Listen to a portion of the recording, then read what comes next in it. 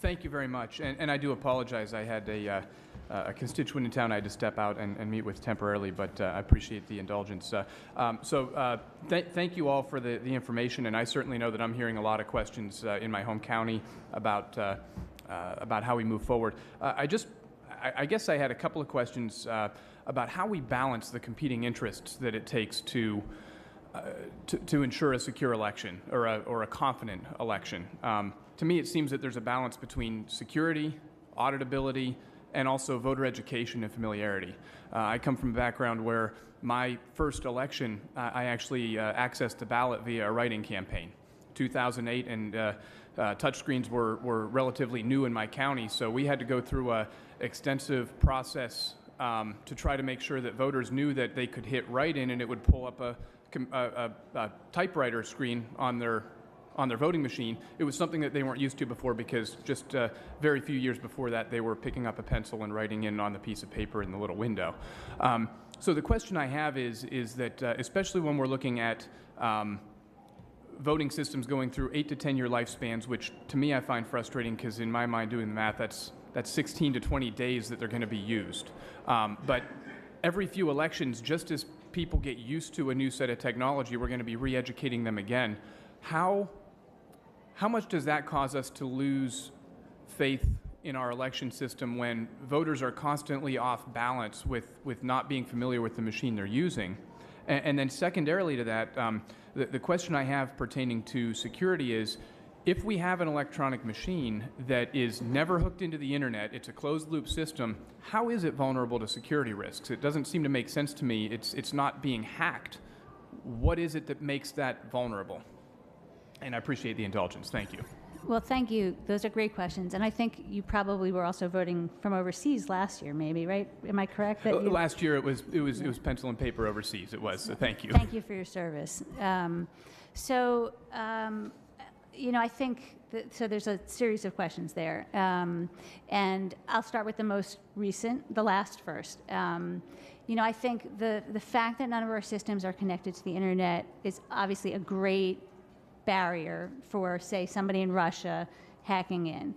But because of the age of the systems and because they were created before any of the current security standards existed, there were things that we didn't even know existed then, right? So like password control practically didn't exist, right? So you might have seen reports in the media over the years that said a lot of these systems still had 1, 2, 3, 4 being used as access.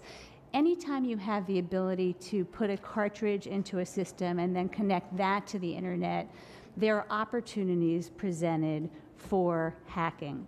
Do we think that that's happening on a large scale? We don't, and that's thanks in large part to the fact that we have great election officials on the ground, from poll worker through election director through Department of State, setting up practices that are really effective.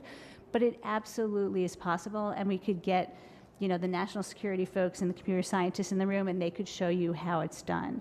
The new systems are like light years ahead. And so basically, like when we were talking about the new security standards, so one of the things we do in our, just for all the new systems, is we do penetration testing. So literally the examiner is trying to hack the system and then making sure that it can't be hacked. And there's, control panels on, access control prevention on every one of those ports, and logs that would show if anybody that wasn't authorized tried to access. So the new systems are light years ahead in terms of that.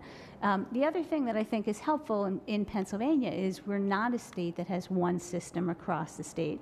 And that's also helpful, right? Okay, so that was the last question. Voter education. Voter education. Yeah.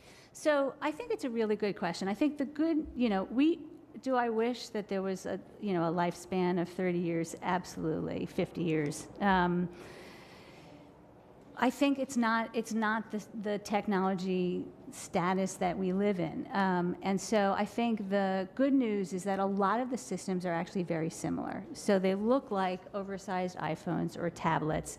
And I think what you're going to see is that the transition this time from whatever system they were using to current is going to be easier than 12 years ago when they were going from lever machine to electronics for the first time. Almost every voter of all ages and backgrounds has been using technology for the last decade, and I think that's going to be really helpful. Having said that, I hear you. I mean, I think public education, but I think the value we gain from the voter verified paper trail in terms of public confidence, the gain is so much more than the issue with learning a new system. I can offer an answer to that as well. I would echo what the Secretary said there at the end about the voter verifiable paper trail. I can't overstate how important that is, because these air-gapped voting systems are very secure, but we can't say that anything is hack-proof. And so what the voter verifiable paper trail gives us is badly needed resiliency. So it's something we will always have there that we can fall back on if it's ever needed, if there's ever any concern about the air-gapped systems. In addition to that, though, the Secretary's correct. If you give somebody a long enough period of time, uninterrupted access to any voting system, eventually they might be able to find a way in, and that's why it is important to have people, policies, procedures to protect them. So this time around, we're getting a paper trail. That's a good thing.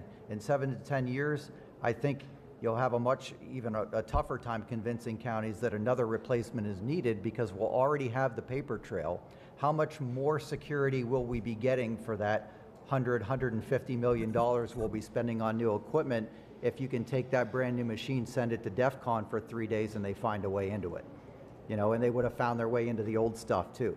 Are we really any better off at that point? This time, I think you can make a clear argument we are better off with a paper trail, but once we already have that, I'm not sure if the same argument holds weight later on. Now, I think the other part of your question brings up something that I think sadly does get lost a lot in this discussion about the voting system transition. We talk so much about the technology that we don't focus on I guess what you're saying is the uncertainty, the chaos, the voter confusion every time you do this. And I think it is something that needs to be considered, because it is an upheaval in county policies and procedures to put out a new voting system. It's a big change to have to re-educate all of your poll workers, which can actually lead to increased poll worker attrition. They just throw their hands up and say, I'm done, I don't want to do this.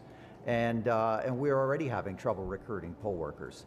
And you have the challenge of the voter outreach and the voter confusion. And if those are all challenges that are going to repeat every time you transition to a voting system, I think that needs to be weighed very carefully in the overall policy decision. And I think this time, again, there was a strong argument to be made for a voter verifiable paper trail, but in 7 to 10 years, when that's now off the table, we already have it. Is it worth causing all of that voter confusion and challenges to county policy making? And I don't think it's as clear cut. I appreciate the answers. It's a helpful conversation to have, and thank you, Mr. Chairman, for the indulgence. Appreciate it.